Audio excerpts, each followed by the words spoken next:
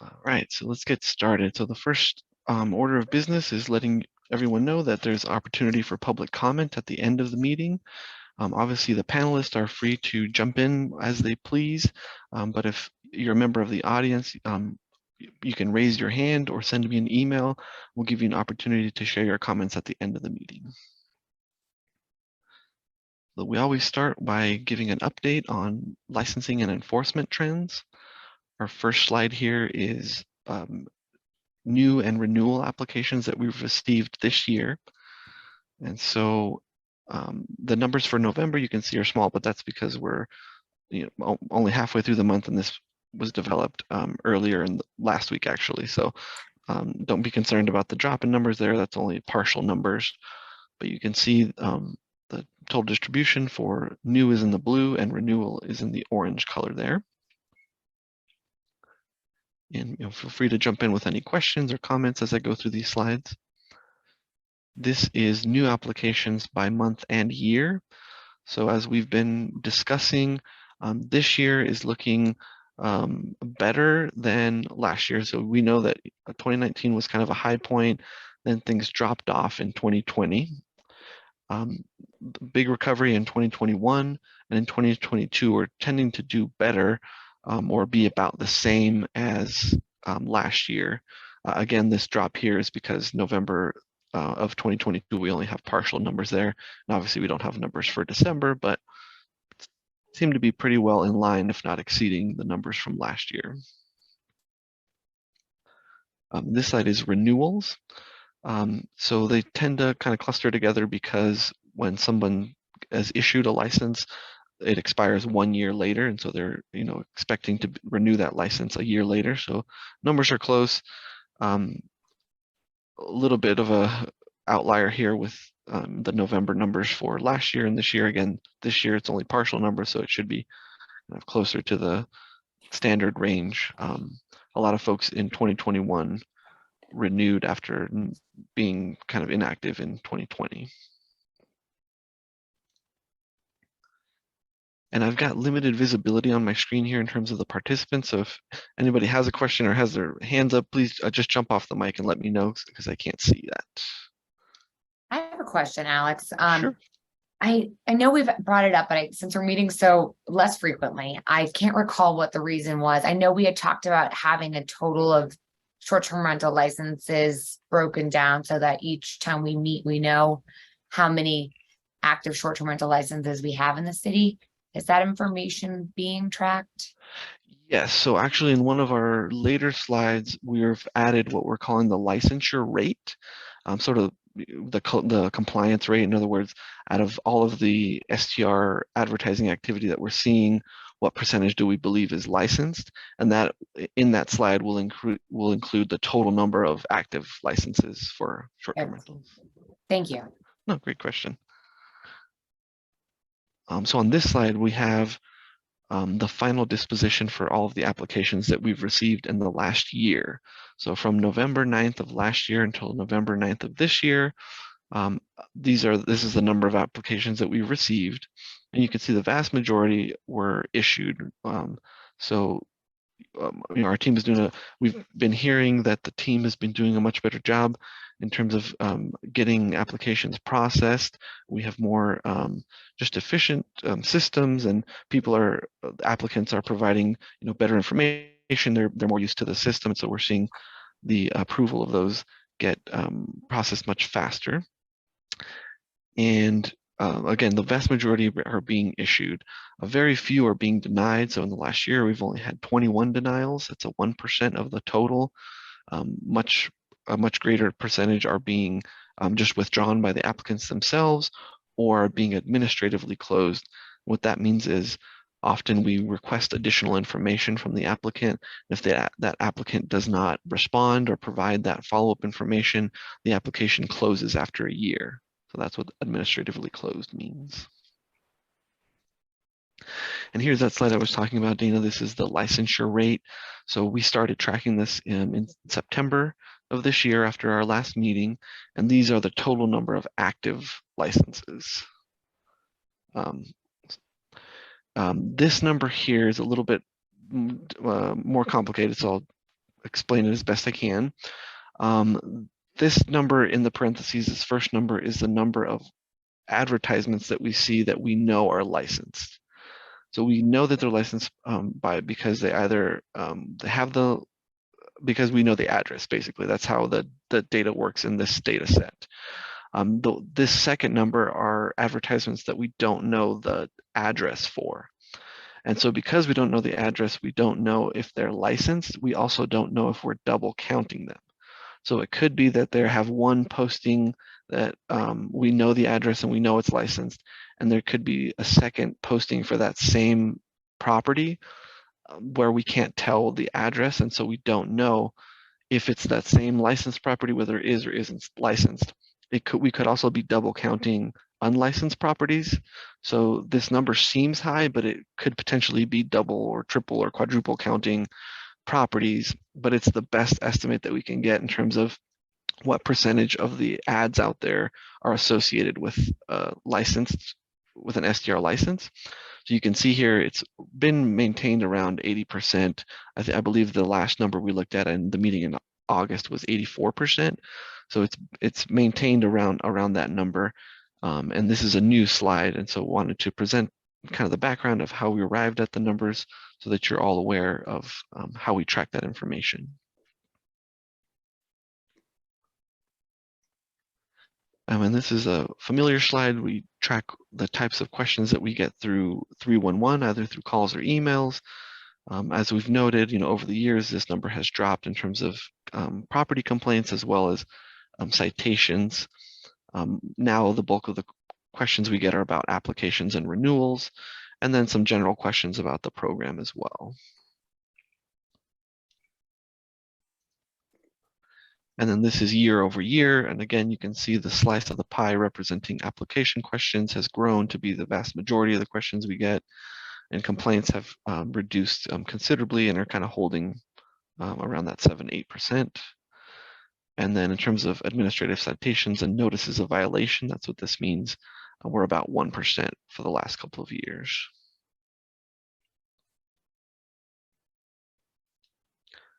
This slide is lodger's tax, and so these numbers represent the proportion of lodger's tax represented by short-term rentals. As you can see, we've exceeded already our total for last year, and we still got a month to go, month and a half. And the proportion of lodger's tax that STR represents is also, tends to stay around 10%. And here you can see the totals per month. We've also switched this slide. We used to track from January to the end of the year. Now we're tracking last 12 months. We don't have the October numbers. It takes Department of Finance a little bit of time to process that data, and we tend to get the information usually about a month after, a month or two after they're done processing the data.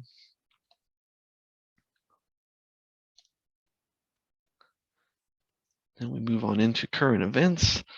So here we'll start off in a kind of a global perspective and then move a bit closer to home. This story is about the European Union Commission. It's a story we've been tracking the last few meetings.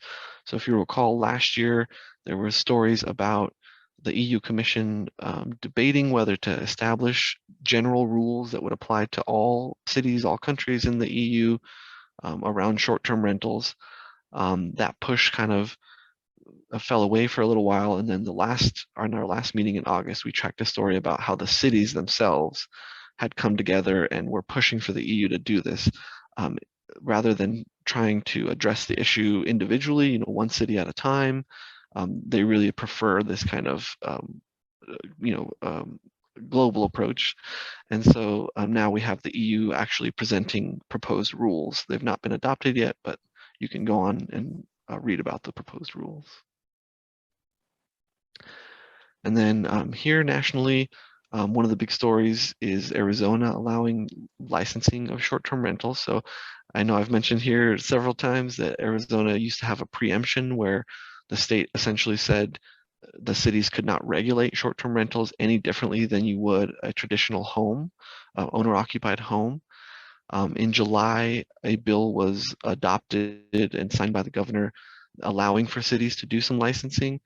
And that was in response to some pretty high profile shootings that had happened at some of these party houses that were being rented. There was a particularly high profile shooting that occurred recently in the last couple of months, and that has spurred a number of cities to jump within the last couple of months. We've seen Scottsdale, Mesa, Tempe, I think Phoenix is included, adopt short-term rental licensing. So a number of cities in Arizona now licensing short-term rentals in response to some public safety concerns. This story about service animals at short-term rentals actually quoted Lorraine Woodward, our disability access expert. So wanted to share that story and highlight the good work that Lorraine has been doing. And then close to home, as you all might be aware, the mountain communities are still working to find the right mix of policies for short-term rentals. There was a number of ballot initiatives to either establish new taxes or increase taxes on short-term rentals. Some of them were tied to affordable housing proposals as well, but you can read about some of those proposals. I'm not sure actually how those votes turned out, but just wanted to, again, bring this story back and keep that in mind about the mountain communities working to find that good mix of policies. As we've discussed before, tourist communities are particularly kind of sensitive to this issue. Tourism is good, it brings in revenue and tourists for their economy. At the same time, the short-term rental industry can take up housing that it's in short supply in these communities. They're different than big cities, and so they have different needs. And so finding that right mix of policies is still a project that's ongoing in our mountain communities. And then I did want to highlight, this is more of a kind of a national or international story, but I wanted to tie it to our last story. And Business Insider and Time Magazine both did stories about what's being called Airbnb bust. So this is a trend where some STR hosts are finding a hard time finding guests. Now we know that the overall numbers for the short-term rental industry are very good. They're going up, last year being the best year ever. We know anecdotally and from the data that overall numbers are very high and the industry is doing well. It may be that particular hosts have overextended themselves or maybe expected too much. When somebody lives in a home and uses short-term rentals to get additional income, that's one situation that they can step away from if needed or kind of slow down their business.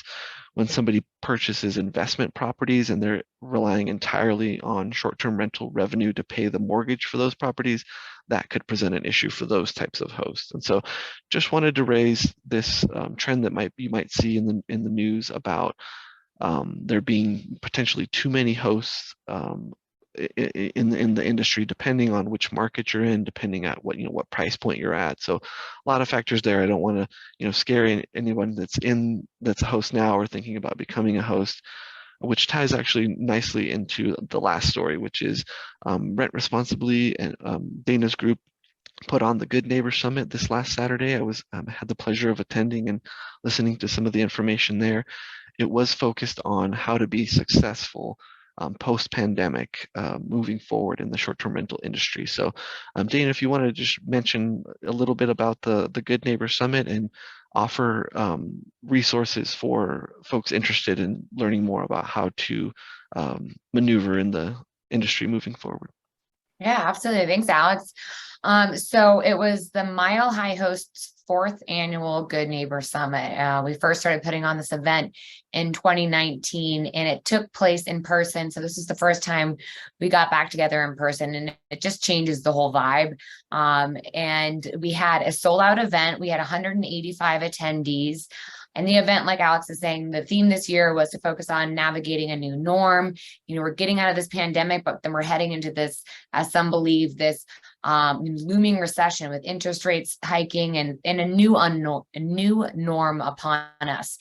So we were really equipping hosts and community members with best practices on how to navigate that new norm. And then we kept the thread from the very beginning of good neighbor best practices, how to professionalize yourself as a host. So you really are being mindful of that impact that you have on your neighborhood, your neighbors, and your community. We had over 27 local and national businesses represented at the summit. And we just wanted to say thanks so much for Excise and License for promoting the event, and Alex for you attending the event. And we're already looking forward to planning our 5th annual Good Neighbor Summit. Thank you, Dana. Really a lot of good information for hosts that helps them be successful and also helps them be good community members and good stewards for the community as well. So always happy to be a part of that event. Thank you.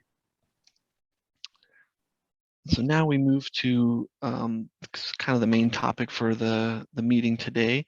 As we've discussed before, Excise and Licenses is looking to add a question to the short-term rental applications that would help us collect data about the short-term rental market here in Denver, and specifically what types of disability access features the homes have. And so we worked with Lorraine Woodward from Rentable and the Atlantis community, which is an organization that helps folks navigate their needs, their housing needs when they have a disability. We've also worked with Councilman Hines and other stakeholders to kind of figure out what are the types of features that are important for us to gather data on. So I'll unveil the question for you now, and we'll go through it. Feel free to ask questions, provide comments. This is still a work in progress.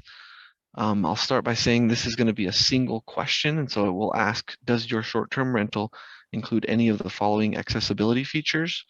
Then there will be sort of a list of options that with checkboxes that the applicant can select in order to demonstrate, show that they have these features.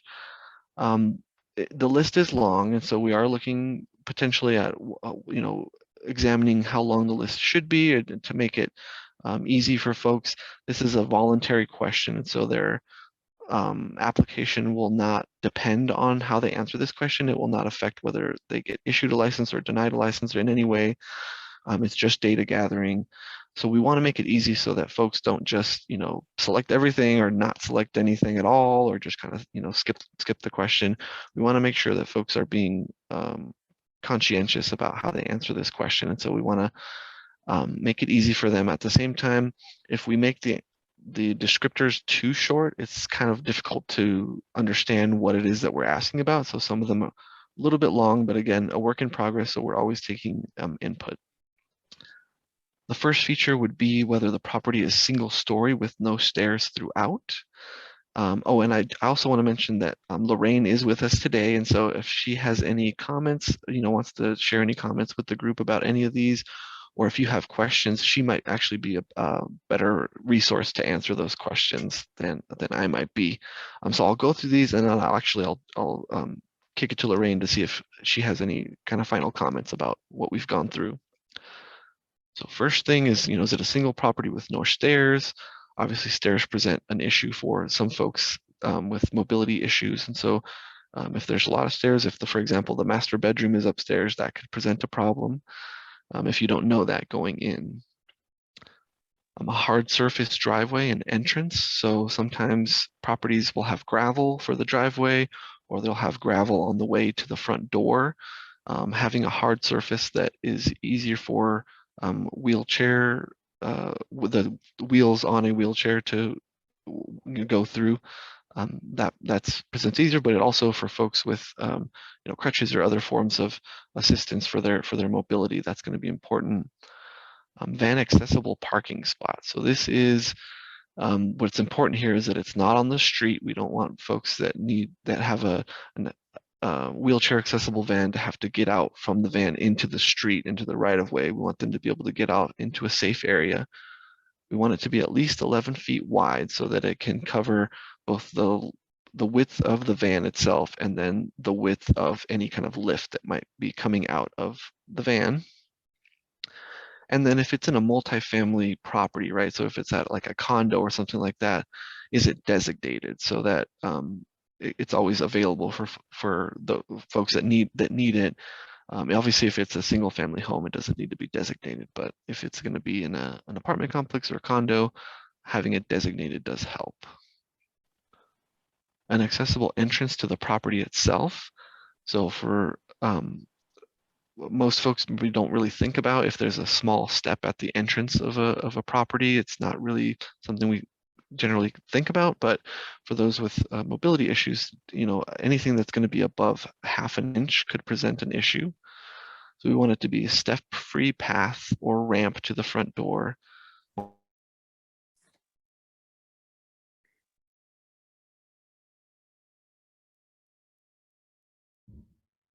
the door to be at least lever door handles, again, something else that most of us really don't think about most of the time, but lever door handles knobs can present a challenge for folks that have limited strength or dexterity in their hands.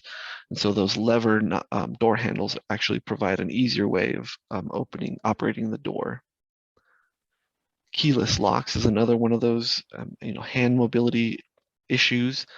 Having to put a key into a lock and turn it can present a challenge for some folks, but we now have those keyless locks where you type in a code and it turns the deadbolt for you.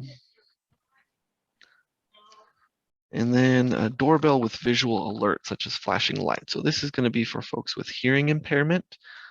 If you're staying at a new place that's not your property, it's a new community, new neighbors, new all kinds of things. And somebody knocks on the door and you're unable to hear that, whether it's the police or a neighbor or some other issue, having a visual alert system to let them know that there's somebody at the front door could be helpful to somebody with a hearing impairment. A scent-free environment. So this is folks with autism or other disabilities might be triggered by certain scents, whether it's candles or your curtains that you spray or potpourri or incense or whatever it might be. This can be create an issue for some folks, and so if you have a scent-free environment, that's good to know. An accessible elevator, so the entrance is sort of similar to the door. We want it to be at least 32 inches wide, but we also want it to be 5 feet deep. So that's different than the door because the door is generally going to go into a hallway. The elevator, we want to make sure that it's deep enough to accommodate a wheelchair. An accessible interior path, so the door can be 32 inches wide when you walk in, but once you're inside, having a corridor that's only 32 inches is very tight.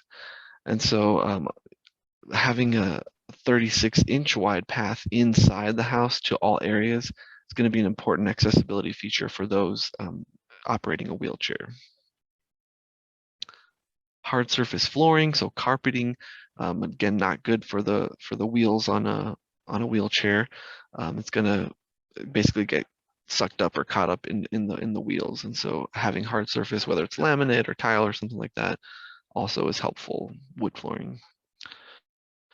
An accessible path to amenities. So amenities, in case you're unfamiliar, are things like if you're in a condo or apartment complex, a pool would be an amenity, a gym would be an amenity. So these are kind of extras that are generally outside of the actual unit itself. And so we wanted that path to those amenities to be accessible. So 36 inches wide and step-free paths and entrances if you have like a laundry room, a gym, something of that nature.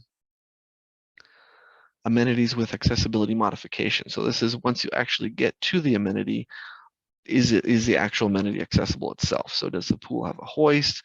Are there specialized equipment inside the gym? What other features within the amenity make it accessible? And this is a second page here, so I'll go through these quickly, but this is the full list, so just so that you're aware. An accessible kitchen appliances, so things like toasters, ovens, blenders, are they reachable from a sitting position? That's the important part there. There are some appliances that are specifically built to be accessible, so ovens that are accessible ovens, other types of appliances. Here we're just basically asking, are they operable from a sitting position?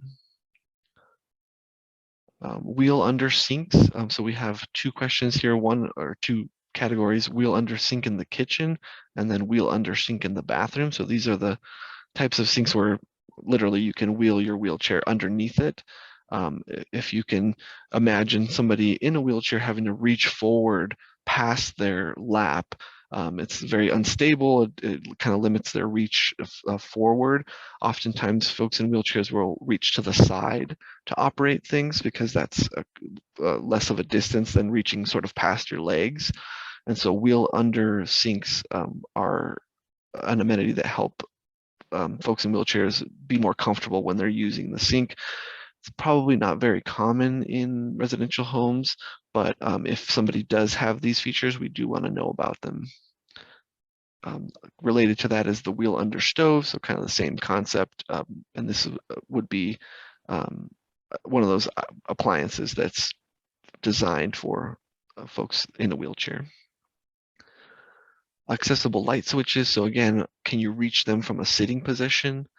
Standard light switches are supposed to be 40 to 48 inches, but sometimes they're not, and so we wanted to capture that information about that it's reachable from sitting. Accessible outlets is another thing that most people don't think about, but we want it to be have at least one outlet that's 15 inches above the floor. So again, if you're thinking about if you're sitting in a wheelchair and you're reaching down from the side of the wheelchair to plug something in, if it's lower than 15 inches, that's going to be real hard to reach.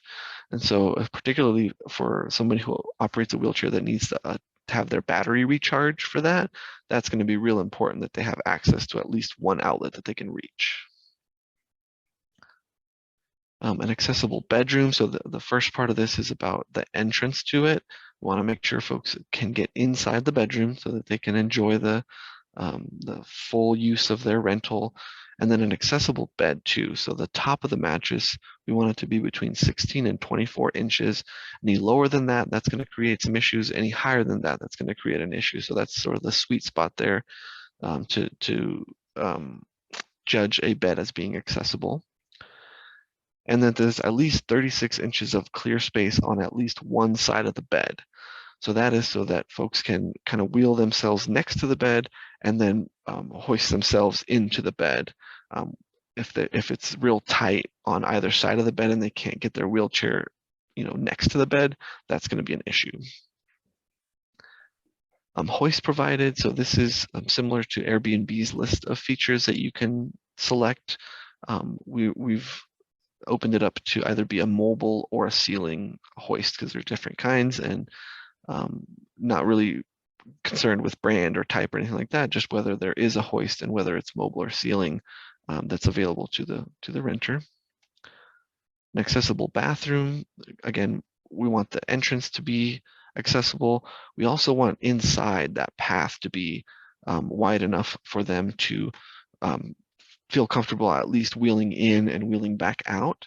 Ideally, they'd be able to turn around, but again, most bathrooms are not going to generally be that wide. Depends on the property, but if you've got at least 36 inches, it can at least wheel in, use the sink and other amenities, and then wheel back out. We talked about the wheel under sink in the bathroom. An accessible toilet. Again, the height's going to be important, similar to the bed. 17 to 19 inches is considered acceptable, accessible, and that it has at least a grab bar on one side of the toilet.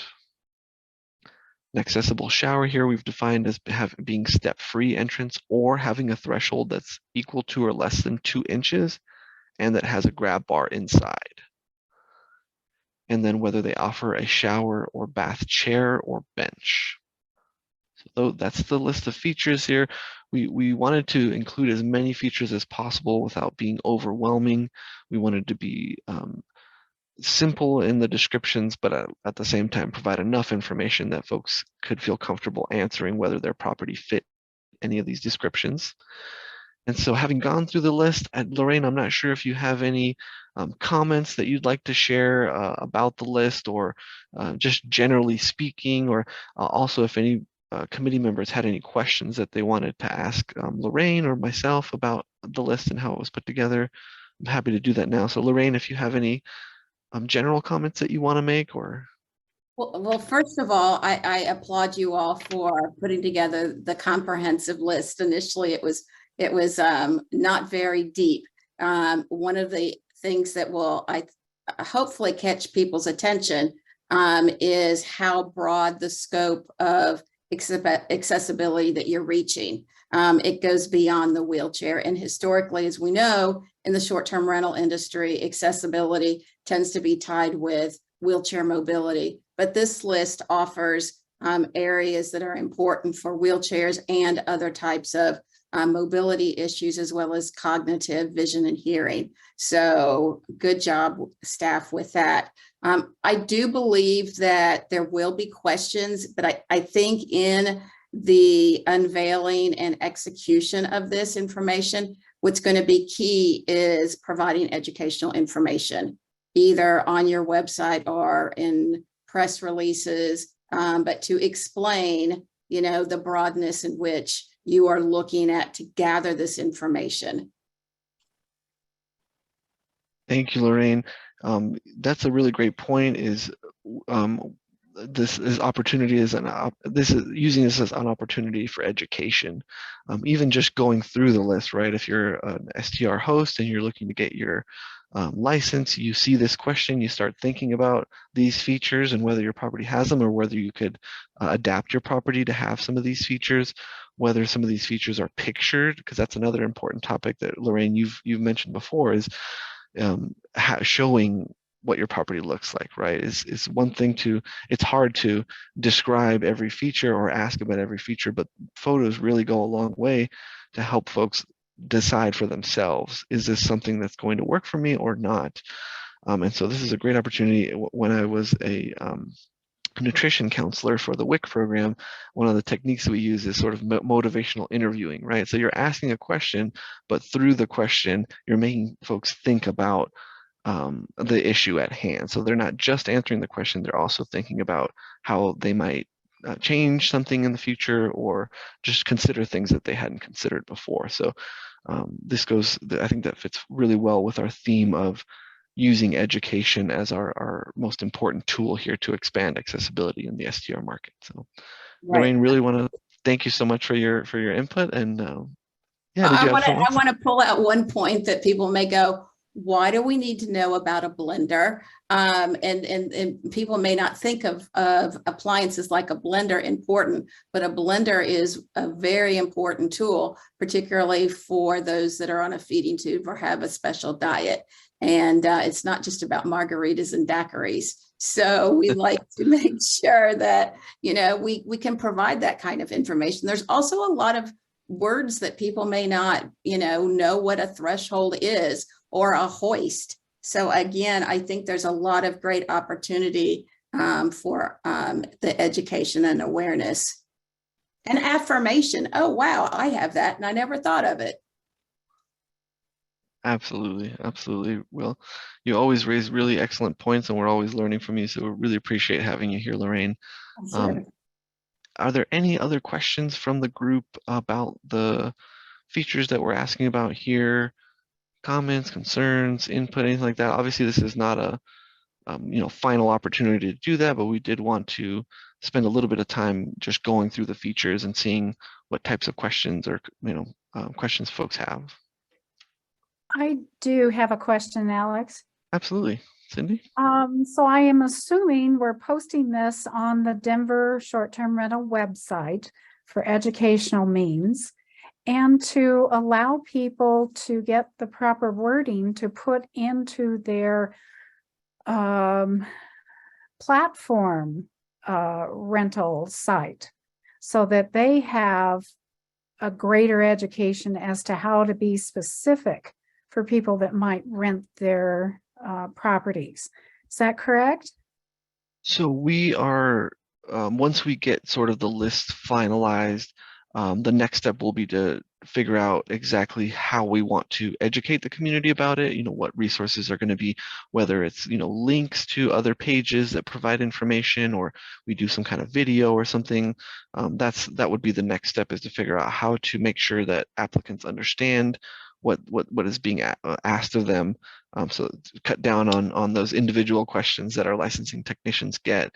So yes, we will be looking at where to post this information and how best to educate the community. And then moving beyond that to whether we do some sort of education campaign beyond just this question, to get to your second point there about helping folks to market their properties, right? Is what kinds of words or phrases or pictures are helpful. That would be another step, beyond this specific question, but also related, right? Related to features in the STR market and promoting access through education definitely would be a part of that as well. Great. And then we would hope that maybe some of the platforms would take this information and start incorporating it into their their education and posting on the websites. Is that right? I believe absolutely. I think, again, you all will be a leader in this. I have not seen anybody besides our company, Becoming Rentable, take this approach. And we hope that it will be an example for other communities to do so.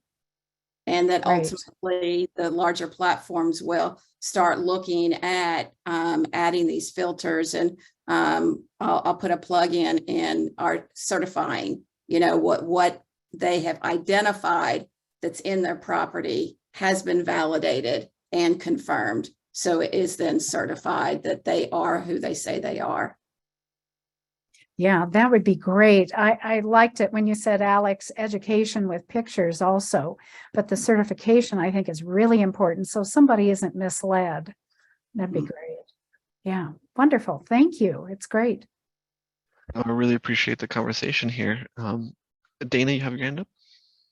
Yeah, I think this is really awesome. I remember it was a couple meetings back, we spoke about how few properties in Denver actually did meet this like requirement, this list of requirements. And so I think there's really big opportunity for Denver hosts to see what kind of changes they can make. Some of them, they may have a long list. Some of them could just be a few small things. So I love this idea of being able to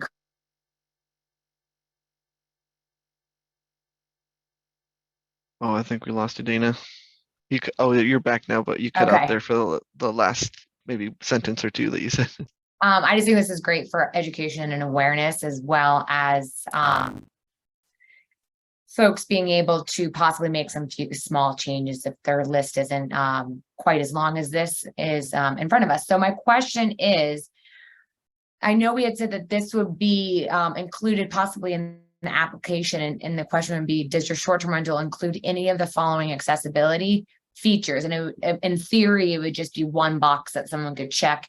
What are we hoping to accomplish with that one question? Because that wouldn't make that listing, therefore, ADA compliant, or that wouldn't necessarily mean that listing checks all of the boxes if we only have them check one box indicating they have one of these.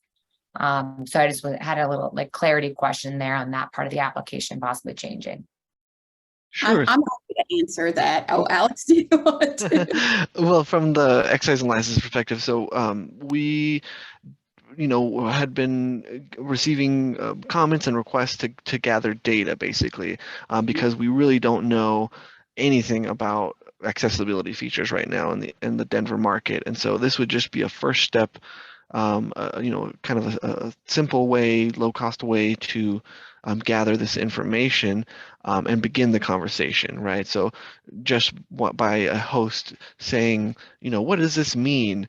We're already kind of reaching the community and providing education, right? And so at the same time, that data will help us see, hey, you know what? There's a lot of properties out there that have an accessible entrance and accessible driveway, but most properties are two-story, something like that. We might say, you know what, a lot of these properties have an accessible bathroom or an accessible kitchen, but not some other feature that's going to be important, right? So it's just really a first step to kind of start to look at, what's out there and get a description of how common these features are in the STR community, because we don't know how different the STR community is from the housing market in general, right? So we begin to look at what is out there, and I know that there's been some conversation about potentially some grants. Well, that's actually my next slide, to offer people resources to make changes to their properties by having data that might help us in that regard as well. Again, very early conversations. This is really just a kind of a first step, kind of first foray into this area to see what information we can gather to start to build a picture essentially of the market out there. So thank you for that question, Dana. And Lorraine, I'm not sure if you had any other comments related to that. Right. In gathering the information, I think it will also be able to help us and look at what areas we need to focus more time and energy on as far as education and awareness of areas that people are not, they don't understand what it is. I also think that it will be important to communicate that you do not have to have, 10 items or all of the items checked off to be identified as an accessible property. So I think that, that will help guide the next wave, which in the area of education. Thank you, Lorraine. Buffy, I see you've got your hand up. Yeah, I just wanted to mention it would be nice. I don't know if there's any way to spread this more widely among like developers and all, because it's hard to find houses that have universal design when you're just looking at houses. Sometimes developers seem to just miss it. There may be a perfect chance to put in easier to use knobs on the doors, or they may have a floating sink, but it's not high enough for a wheelchair to get under, or something like that. It's just, it'd be nice if there were a way to not just keep that within the rental community, but the more general development community. Oh, thank you for that. That's an interesting idea. I will raise that with our team here and see what discussions we have. As you know, we're also licensing now long-term rentals as well. So that's another way that we're gathering information about our housing market. And so we're taking early steps to kind of see what's out there, make sure things are safe in terms of the long-term rentals, and then on the short-term rental side, making sure that we're being inclusive to include other folks that have been not included in the past. So thank you for that idea, Buffy. I will raise it with our team and see what we can do. Thank you. Yeah. I also wanted to note that Councilwoman Sandoval is in the audience in the public section, and so I'm not sure if the Councilwoman had any comments related to this, or Councilwoman Sandoval, if you wanted to raise your hand, just because I can't see, but if you're interested in speaking, just please raise your hand and we'll be more than happy to take your input here. I also wanted to talk about the grant research that we did. That's also related to this, so perhaps we might get more comments at that point as well. So we'll keep moving here. Thank you so much for all that input and questions. Very helpful to us. Seems like we're on the right track. Okay, so at the last meeting, there was some discussion about creating some potential grants for STR hosts to do upgrades to their property that would make the property more accessible. So we went out and did a little bit of research to see kind of what was out there, were there models that we could use or other examples we could use or borrow from. And so I'll go through that information now. So the first thing we looked at were federal tax credits. What is the federal government providing to help in this area? And a lot of that is for employers or businesses that are subject to the ADA. And so it's a form of helping businesses comply with the ADA, whether it's for their employees or for their customers. It helps cover the cost of removing architectural or transportation barriers. So basically helping, again, either their employees or their customers get access to the business.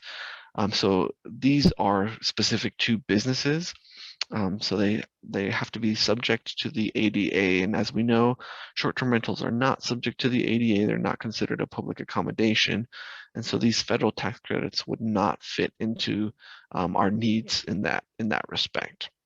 The next thing we looked at were, state and local level grants that were provided to businesses. Is the center marker there is these are for businesses, but a lot of these grants, well, actually all of the grants that we found are for businesses, again, to comply with ADA. So whether it's to comply proactively for their either their customers or their employees. These tend to be more geared towards customers. So these are public accommodations. If you think about, a state like Colorado, for example, that wants to make sure our businesses are accessible to folks that have a disability, a mobility issue, that's what these grants are for. So as an example of that, the city of San Jose has a program for small businesses to get grants to upgrade their properties, but it has to be in a commercial area. It has to be a non-residential property. They have to require building permits for the change. It covers, I think, up to $8,000 of costs related to those change. But again, all of the programs we looked at in various states and various cities, they're all tied to small businesses that are needing to comply with the ADA. So they'll have restrictions like, again, needing to be in a commercial zone or non-residential or be a public accommodation of some kind. These would not apply to a person's personal home, whether it's a business or not. And then the last group of grants that we looked at were these are at the federal, at the state level, are for actual homeowners that have a disability. And so these help, there's different programs. Some are focused on veterans, some are focused on rural areas, on seniors, on youth with disabilities, but they all require the grant to go to the homeowner. So it has to be a person that is both a homeowner and has a disability. And so again, somebody who is an STR host who does not have a disability, they would not qualify for these grants. So having gone through that information, it's clear that there's a pattern here. A lot of the resources available for this type of work are for either businesses that are subject to the ADA or for a person that has a disability to adapt their home to make it more comfortable. There's no really grants that kind of meet in the middle and are for a business that caters to somebody in a residential home, right? And so, I wanted to open this up to any kind of comments or questions around this topic.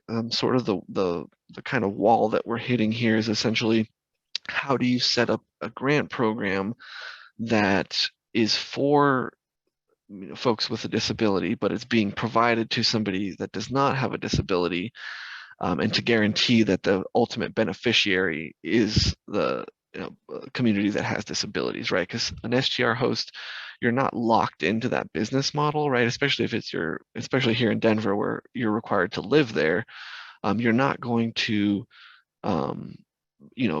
do STRs full time every day of the week. You're going to do it when it works for you. And it is still your personal home that you're going to live in with your family. And so whether you want to make those changes for a business, the business side of your home activity, and it would still carry over into your regular home.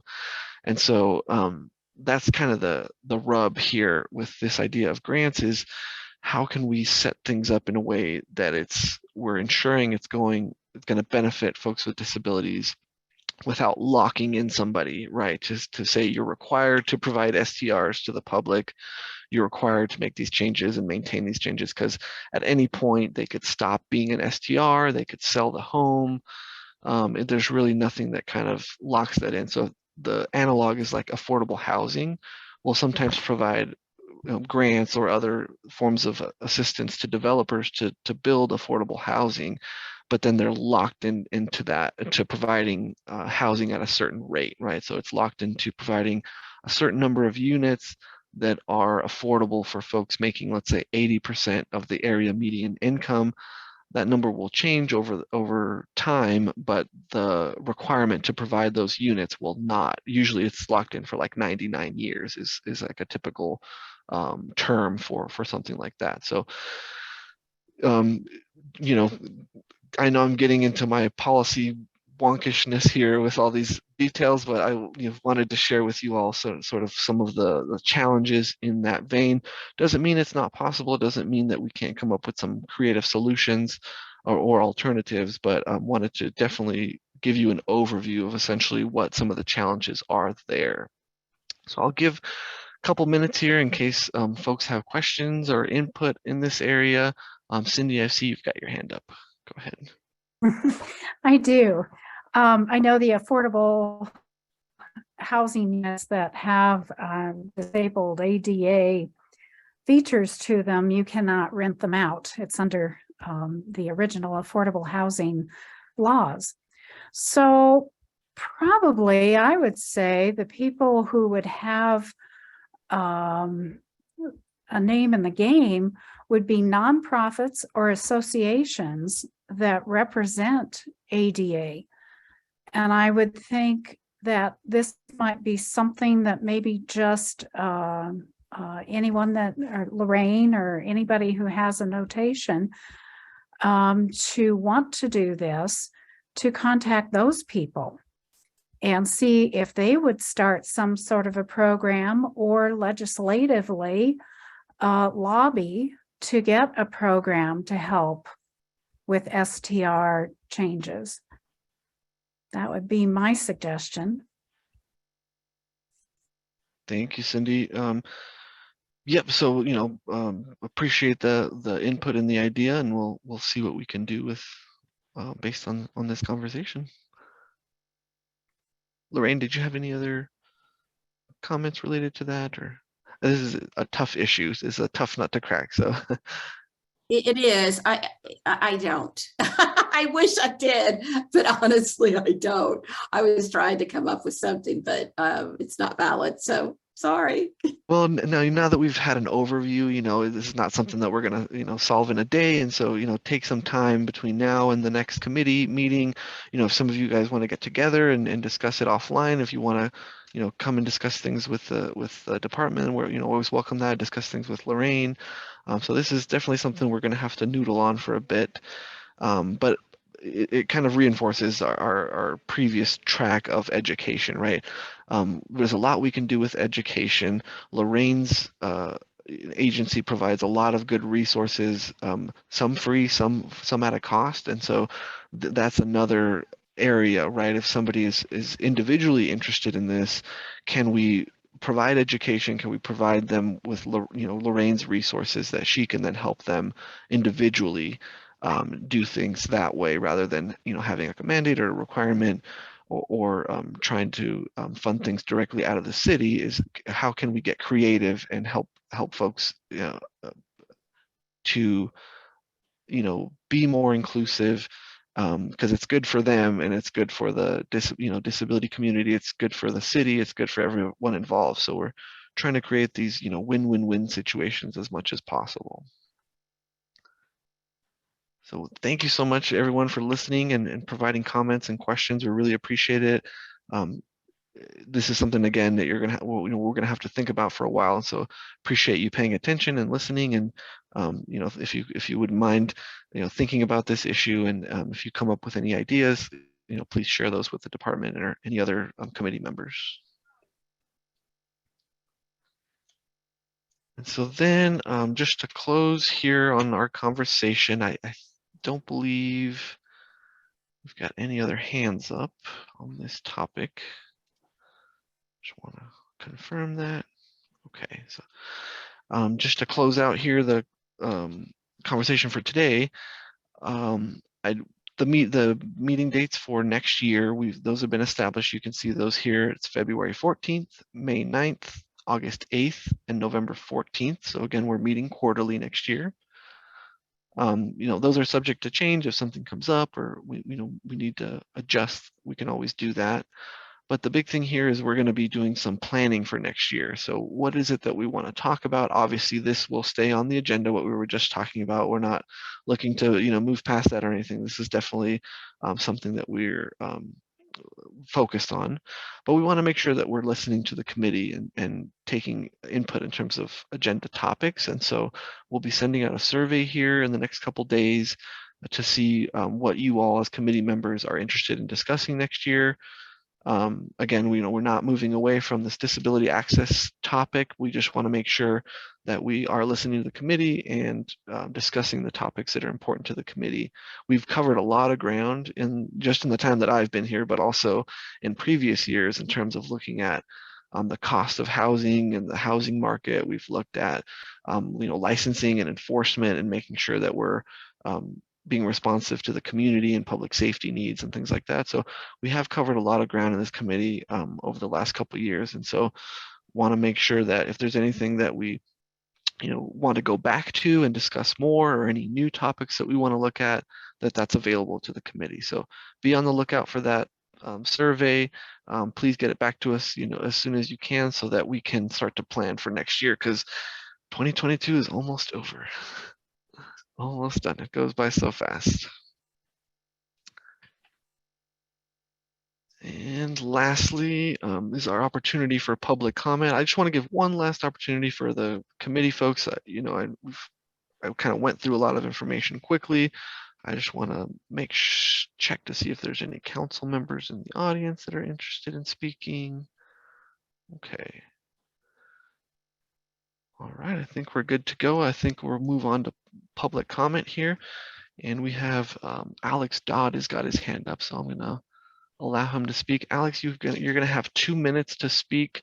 Again, this time is for input. So generally the committee is not going to take questions or answer questions.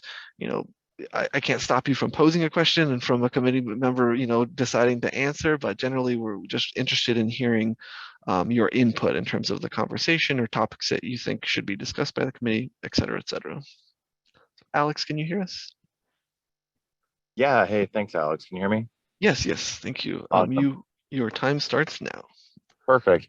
Just wanted to say thanks to the committee for making the time and the efforts, and also to the Mile High hosts for a successful Good Neighbor Summit. It was a really exciting event, and coupled with the new accessibility checklist, at least for information gathering standpoint, and a lot of what was presented at the summit, and even ancillary things like the sidewalk improvement bill that sounds like it's likely to pass.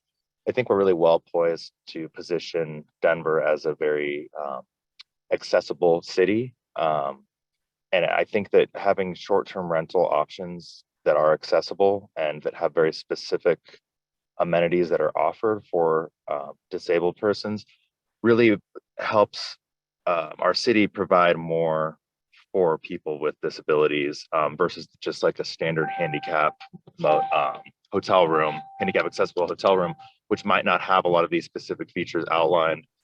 So I'd hope that we can continue to put pressure or at least encourage and educate not only the host community, but the short-term rental platforms to be more accountable and make these more accessible for people. And also just recognize that short-term rentals really address a diverse, not only customer base, but also host base as well too. There's a lot of different scenarios of what brings people to hosting, and offering these accessible, specifically accessible listings is a great step forward and a great way to start this conversation. So thank you to all for that. Thank you, Alex. We appreciate your comments, and it's always nice to know that we're on the right track, and we're on the right track, so that people are noticing, and that this has the potential to do some real good in the community. And again, those win-win-win situations where we're being responsive to the needs of the community, we're being responsive to needs from our travelers and things like that. So really appreciate your comments. Again, I can't thank Lorraine enough for her support and help in this venture. We're learning so much, and getting into those win-win-win situations where we're doing good in the community, and it has the potential to make our city be seen as a leader in this space. So I appreciate that. Thank you, Alex. Thank you, Alex. I don't see any other hands up in the public. And so one last time, okay, now we've got some hands going. That's still Alex's hand. Okay, so no more public comments, but Dana, did you another comment? Yeah, sorry, out of order. So I was curious, is there an update on the status of the ADU task force? Because I know that this topic has been a big topic for a lot of the hosts in the Mile High host community, and it didn't know if there were any updates we could bring back to them. I can take that one. So I think unless Alex, you've talked to Abe, that would be an update from Abe and CPD. I have not. Okay, yeah, we can certainly